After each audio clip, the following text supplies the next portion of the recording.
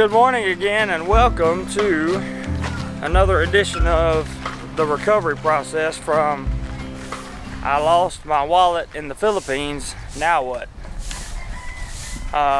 Today we're going to get a piece of paper so that I can drive again legally, stating that my wallet was in fact lost and everything in it was gone, things are being replaced and that kind of thing.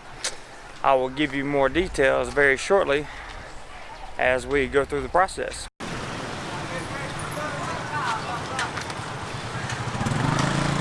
So before you can get your items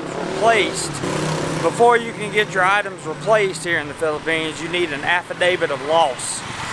Basically what that means is you take the police report that you filed when your items were lost to a law office here in your local barangay. That affidavit of loss can then be taken to the LTO or Land Transportation Office so you can get your driver's license again. It can also be taken to the Bureau of Immigration so you can apply for a replacement ACI card, and any other items that were lost or stolen, you can also reapply for those here in the Philippines. The affidavit of loss is a necessity in order to get those items back, according to the law offices here in Bambang.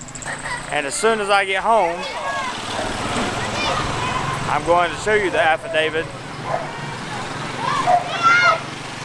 so you can see what one looks like in case you ever need to fill one out.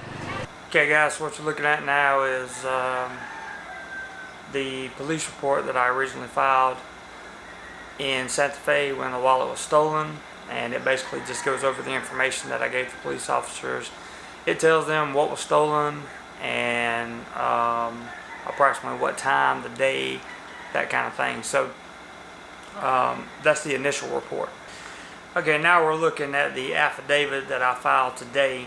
I gave you the affidavit definition earlier in the video. It's just a oath. It's basically putting your hand on the Bible and saying, I mean, you don't have to put your hand on the Bible, or I didn't for this one, but it's basically swear an oath that this is what happened. You need this piece of paper in order to get everything back. You take this and it helps you. You take this piece of paper to the LTO, the Land Transportation Office, and you also take it to Immigration so that they'll know what happened to your cards, that you're not trying to duplicate anything or do anything illegal.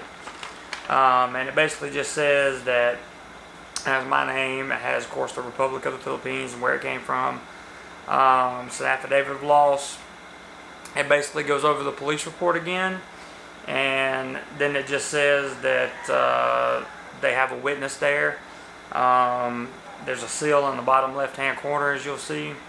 It gives my passport number and my passport information. I sign the affidavit. They put their numbers on it and their signature, certifying that this is a true statement. And this is a very, very important piece of paper, because it's my understanding that even if you have not gone to the LTO yet to replace your driver's license, if you show them an affidavit, if you convince them that you are going to the LTO to replace your license, then they will in fact not write you a ticket most of the time. That's what I've been told. I don't know if it's true. I don't really plan on doing a lot of driving with this affidavit anyway, only in necessary cases. So basically guys, this is how you file an affidavit. You find your local law office in your local barangay, and you go in and you present the police report to them, and you tell them you would like to file an affidavit for loss. It cost me 150 pesos for the affidavit, $3 US. Nothing really, and it's well worth it to be able to get everything replaced. So step number 3 is going to come when I visit the LTO and or Immigration Office, whichever one comes first, and I will provide that information to you via video here on YouTube as I go through the process. Guys, I'd like to also add that everybody's experience is different. Okay, what filing an affidavit requires here in the town I live in may not be the same process that you have to go through in your barangay. Let me give you an example of how this stuff gets misconstrued. I put out a video a while ago on going to the LTO to get my driver's license. I went by myself and had a Filipino with me to help translate, who knew nothing about the LTO, who's never had a driver's license. And the process took me all day. I had to go get copies off-site several times of my driver's license, my passport, my American driver's license, my passport, my ACI cards, and other things. And, you know, that was a process I had to go through without any preparation. Nobody told me what I needed to do. So I went home and shared my experience of the LTO day and them telling me that it was a 21,000 person backlog in the municipality of Bayan to get your driver's license, to get the card, not the piece of paper. It doesn't matter if you have the card or the paper, you can still drive with both. But the card itself, they told me, was a 21,000 person backlog. This past week, a local expat radio show here who loves to tear into me, and I love to hear them try to tear into me and my information,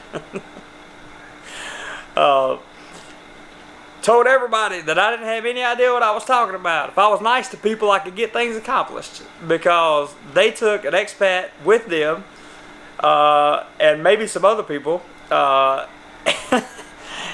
that had the experience of going through it before and was able to get through the whole thing in a few hours and walk out of there with an actual driver's license. Well, that's great. I mean, like, am I supposed to be upset because you got your driver's license faster than me?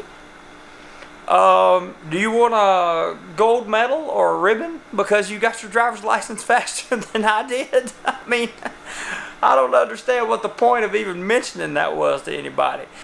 The best part about that is every time they bring me up in their weekly radio show, which is every week, I know that they're still thinking about me, and I'm so happy.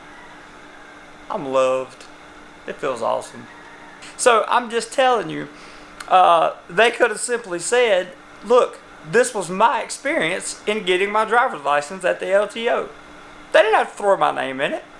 There was no reason to. So I'm just telling you guys that watch this channel, no matter what you hear, everything's going to be a little bit different. And always remember that everyone's experience is different. That's it. That's all there is to it. So this is my experience, and I really, truly hope you learn something from it. If you have any questions, you know where the comment section is. You're also welcome to message me privately if it's something you don't want to put out in public. We'll talk to you guys soon.